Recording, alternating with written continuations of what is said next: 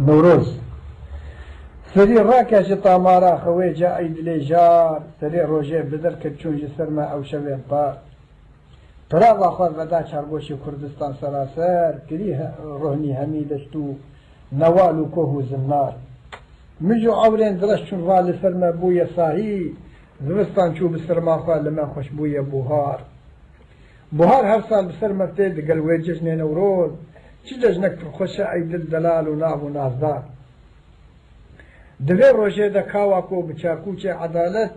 گری پەرچە سەرێ دەحاکێ کون ڕێژ و ستەمکار دەبێ ڕۆژێ نەژادێ کورژ بن زولمێ بدەرکەت ببوو کێف و خەشوشایی لە هەر جر و دەرووار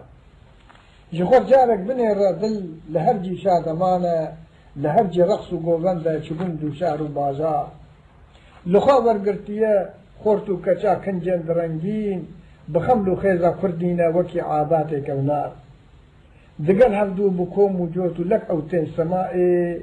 çimêr û jin çi xort û qîz çi zarok û çi ixtiyar li xwe wergirtiye qadê kiraskî şînî hevtreng kulîlk û çîçek û nêrgiz vebûn rabişkirîn dar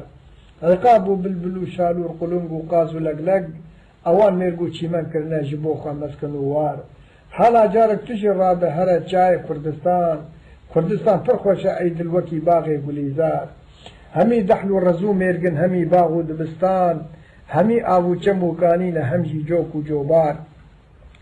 تماشا که لحود سورگلان جارک بشاهی تگوه دیره لدنگت بلبلان تمقیر و هاوار اگر خسته کردستان بوته نزهدگاه ایدل اگر ایدل اوینداری او باغ اویندار بوی دنگی خوئی خوشتو بکه هاوار و گازی وکی بلبل بفیغانه دنه باغان لسردار بدنگی خو مجور که 100,000 شالور و بلبل ببل سکران و سرخوش او بدنگ و نغم و اشعار تو چند سال زمان خواه بشاهی تیر ببورین جبیر بکتو غم و درد و خیال خوی دکبنار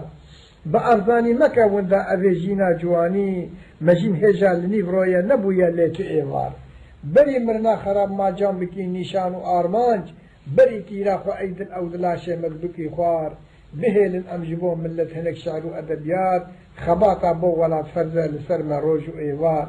دماکو ازهرم گوره بشاهی شادمانی ده حق ملت کرده نبم ایدل گناهکار بویش علا خو ای تازه کو ویگا از دخوینم تیرێژم ئەس دکم پیرۆز هەواڵ و هۆبر و یار